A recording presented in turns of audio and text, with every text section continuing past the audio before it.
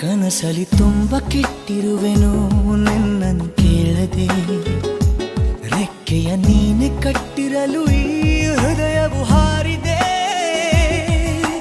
ನನ್ನ ಕೌತುಕ ಒಂದೊಂದೇ ಹೇಳಬೇಕು, ಆಲಿಸುವಾಗ ನೋಡು ನನ್ನನ್ನೇ ಸಾಕು. ಸಹವಾಸ ದೋಷದಿಂದ ಸರಿ ಹೋಗಬಹುದೇ ನಾನು, ನನಗಾಗಿಯೇ ಕಾದಿಟ್ಟುಕೋ ಹಠವೊಂದನು.